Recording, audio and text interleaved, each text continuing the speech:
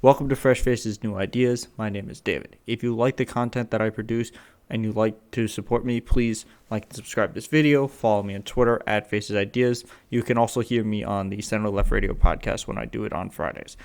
So this video, we're going to go over Mitch McConnell's speech. So he had a speech recently talking about the filibuster. He's going to say Senate Rule 22, which is the cloture rule, which is the rule that's required in order to break the 60-vote threshold for the filibuster. Now, a little background on the filibuster. It's not in the Constitution. It was basically used from 1917 to 1970 to block civil rights bills. That's basically every single time it was used. It was used about once a year for that time frame. Then in 2010, when the Republicans took control of the Senate, it was used 80 times a year because the Republicans realized that if you just use the filibuster, you can block everything. And you don't have to worry about, you can basically jam up the way government works, and your opponent is in power, then you can just stop his administration in its tracks. He can't pass any legislation that doesn't fall under the budget reconciliation, and they just can't pass anything, which was his stated goal, was to make Obama a one-term president. So he's going to have this speech. I'm going to show you some polling on what he's saying, and I'm going to explain, just the things that he's saying in his speech. Okay? All right. There's an ironic element to this whole conversation. Some Democratic senators seem to imagine this would be a tidy trade-off. If they could just break the rules on a razor-thin majority, sure, it might damage the institution, but then nothing would stand between them and their entire agenda. Keep in mind, the institution is been broken. Senators who retire or lose all say that the way the Senate works does not constitute to help the American people. They constantly say that it is broken over and over again, as is currently constructed, almost entirely because of this man. Era of fast-track policymaking. But, Mr. President, anyone who really knows the Senate knows that's not what would happen. So let me say this very clearly for all 99 of my colleagues. Nobody serving in this chamber can even begin to imagine what a completely scorched earth Senate would look like. So here's the difference between what he's saying with scorched earth. So the scorched earth is his way of saying it's a nuclear option. The nuclear option would be to remove the 60-vote threshold and just make it a party line vote, a 51 majority. Now, this appears to be completely and utterly dead in the water. Most recently today, Joe Manchin said, I'm fine with it being 60. I'm not even willing to change it to having a 41-vote opposition in the chamber at all time to stop it. So that's where he's staying. The most likely change that they're going to make is making it a talking filibuster. I believe they should be able to carve out different parts, like for voting rights. There has been some talk about this, but it appears that they're only going to do it for the voting right aspect of H.R. 1, not the anti-corruption aspect. But that would be at least a little bit of a step in the right direction. So that's where he's saying when he's saying scorched earth. He's talking about directly removing the filibuster entirely. None of us have served 1 minute in a Senate that was completely drained of comedy and consent. This is an institution that requires unanimous consent to turn the lights on before noon. So he's about to go into talk about all the votes that are required for this to go. And I think this is actually a good argument to have less of these rules, because if these all are just mundane things that need to be, required to have consent for, you could just slow up everything on mandated processes, and that's a problem. To proceed with a garden variety floor speech, to dispense with the reading of lengthy legislative text, to schedule committee business, to move even non-controversial nominees at anything besides a snail's pace. So, Mr. President, I want our colleagues to imagine a world where every single task, every one of them, requires a physical quorum. So part of this makes sense as a threat, because every single person who follows politics, and all the reporters who report on the Senate say there's nothing they like more than not doing their jobs and going home. So physical quorum means that they would actually have to be there. So this actually is kind of a decent threat for them because they just don't want to work. Which, by the way, the vice president does not count in determining a quorum.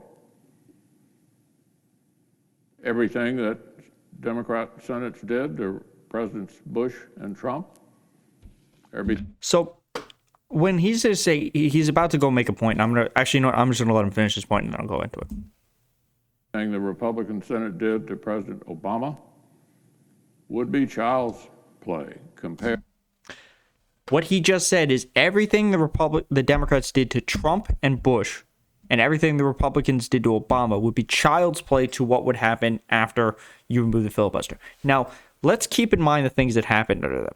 Mitch McConnell blocked 80 bills a year. The number of times the filibuster was used prior to him taking back control in 2010 was once a year.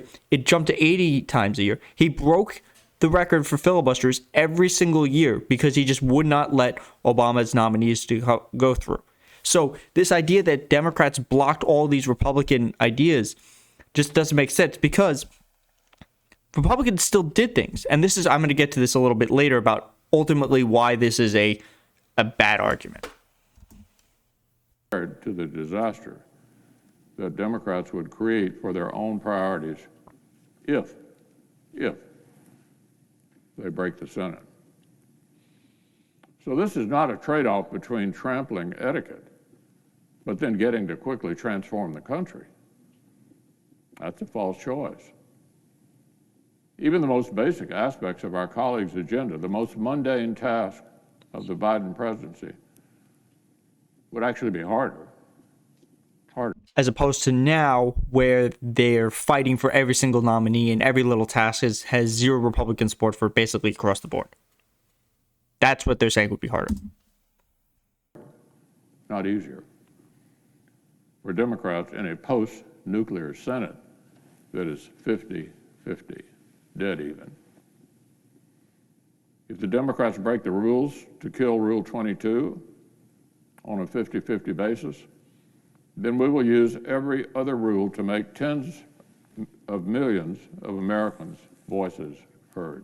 So this is a really strange threat in the fact that the Republican Party, and I'm going to go into this later with the things he is threatening to stop have more support than the things he's going to threaten to produce. So he's saying that tens of millions of Americans' voices are going to be heard by us doing whatever it is that we're going to do. But keep in mind, as the majority leader, Chuck Schumer could just ignore all of these delaying things. So this is just an empty threat here. Perhaps the majority would come after the other rules next. Perhaps Rule 22 would just be the first domino of many, until the Senate ceased to be distinct from the House in any respect. This chaos would. So this comes along with this mythos that and even this is something they will say a lot, is that the House is the hot coffee and the Senate is the cooling saucer. And this was because they used to have a cooling saucer when they drank coffee and tea to cool it off, and then you would drink it out of that. But that's not how the Senate works anymore, because it doesn't work on debate. It's all basically party lines because they refuse to come together, and having this archaic rule doesn't help people come together. So, that's part of the thing. So this idea that it's going to be different from the House is kind of ridiculous, because as it stands now, it doesn't work as it stands. Not open up an express lane to liberal change. It would not open up an express lane for the Biden presidency to speed into the history books. The Senate would be more like a 100-car pileup. Nothing moving. As opposed to now, and this is worth reiterating every single time they bring up this particular talking point, the only bills that pass are reconciliation bills on a party line basis and must pass omnibus spending bills. That's it. And military budget. That's the only time anything is done. So this idea that they will not pass anything is is just how things currently are. Nothing would change. And then there's the small matter that majorities are actually never permanent. The last time a Democratic leader was trying to start a nuclear exchange, I remember offering a warning. I said my colleagues would regret it a lot sooner than they thought. And just a few years and a few Supreme Court vacancies later, many of our Democratic colleagues said publicly that they did. Now, there's a lot more nuance to what he's saying here. So what he's talking about is the change in judges. So what happened, and nominees. What happened was the Republicans refused to allow the Obama administration to do its basic functions of just filling the government, to the point where they had to remove the filibuster on the nominees and on judges in order to get something passed. Then, when the Republicans took control of all three branches of government under the Trump administration, they had all these positions that they could fill because of Mitch McConnell blocking all of them under the second half of the Obama term after 2010. So saying that, they regretted it is true because they didn't do it soon enough to stop you from doing this. Furthermore, immediately at the first chance they had, the Republicans took the nuclear option and they blew it up for the Supreme Court nominees. So the problem wasn't that they did these things. The problem was they did them too late for the Republicans not to take further advantage of. So, and the big point is he's leading out is all of these things happened because he and his party refused to allow the government to work on any level. Touching the hot stove again would yield the same result, but even more dramatic. As soon as Republicans wound up back in the saddle, we wouldn't just erase every liberal change that hurt the country. We'd strengthen America with all kinds of conservative policies with zero input from the other side. As opposed to when they were in power under the Trump administration, and there was lots of input from the Democrats. As you all remember, Mitch McConnell and the Republicans always said, "I wonder what our Democratic colleagues are going to say about this. We really want their opinion." So look, this is just bluffing. But also his idea that we're going to get rid of every liberal policy. Think about the liberal policies that they've been arguing about. Prior to going into the Trump administration, the past decade of Republicans was, we're going to get rid of Obamacare. And then they couldn't do it because it was so popular that the best they can do was kind of get rid of some of the tax stuff on it. They couldn't repeal Obamacare because of how popular it is. It's the same reason that they can't just outright repeal Social Security. And it's a good chance if there's any actual legislation that's passed under the Biden administration in this form, it's going to be too popular for the Republicans to outright just ban. How about this? Nationwide right to work for working. Okay, so what he's about to do is he's going to go through a whole bunch of different Republican values that they want to institute. Now, I have some polling for some of them because the most recent polling for some of them wasn't I couldn't find. But generally, these are considered unpopular legislation that he's about to push. Americans. Defunding Planned Parenthood in sanctuary cities. So, defunding Planned Parenthood. This is a 2018 Gallup poll, and this says that it has 60% favorable among independents, 89 among Democrats, and 36 among Republicans. So it's a popular position for that. And pro-choice, it has an 85% approval rating. Pro-life, it has a 36% approval rating. Almost every single category, it is more popular than it is negative. So what he's saying is we're going to do a really unpopular thing to Planned Parenthood. On day one. A whole new era of domestic energy production. I don't even understand what that means. Does that mean more fracking? I imagine it means more fracking and less green energy. Sweeping new protections for conscience and the right to life of the unborn. Like I've said, abortion has a 20%, like a full-on ban on abortion has a 20% approval rating. It is not a popular issue. And I'm going to get to another point to this at the end of it. Concealed carry reciprocity in all 50 states and the District of Columbia. Like I said in my gun control video on HR 8 and HR 1446, gun control is very popular among the people of America. It is generally very popular. So having this idea that just anybody wants to have a gun is just not like an overall idea that's popular. Massive hardening of security on our southern border. We saw during amendment votes just days ago that some common sense Republican positions actually enjoy more support right now than some of the Democratic committee chairs' priorities. This is what he's referring to for the votes for the COVID bill. But what he's not going to say is even when some of the Republican parts, the Republican amendments made it into the bill, they still all voted no. So it's irrelevant. They're going to vote no either way. And this is with them in the majority. So the pendulum, Mr. President, would swing both ways. And it would swing hard. My colleagues and I have refused to kill the Senate for instant gratification. In 2017 and 2018, I was lobbied to do exactly what Democrats want to do now. A sitting president leaned on me to do it. He tweeted about it. What did I do, Mr. President? I said to the president at that time, no. I said no repeatedly, because becoming a U.S. Senator comes with higher duties than steamrolling any obstacle to short-term power. I meant it. Republicans meant it. Less than 2 months ago. All right, so let me finish this up. So his argument is it's going to backfire on you, and at some point we're going to take control. Now, and then he said, you know, we didn't do this in the end anyway.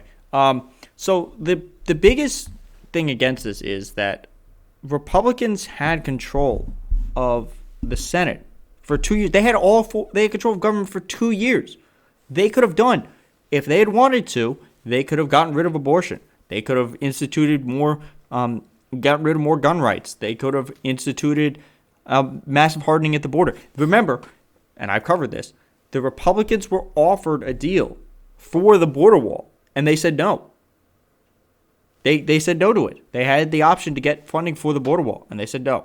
So what he's currently arguing is that we're going to push our agenda through when we get the chance. But there's two things then. One, even if they control the Senate, they won't be able to pass their agenda because it's not going to pass through a Democratic-controlled House. It's not going to pass through Joe Biden, in theory.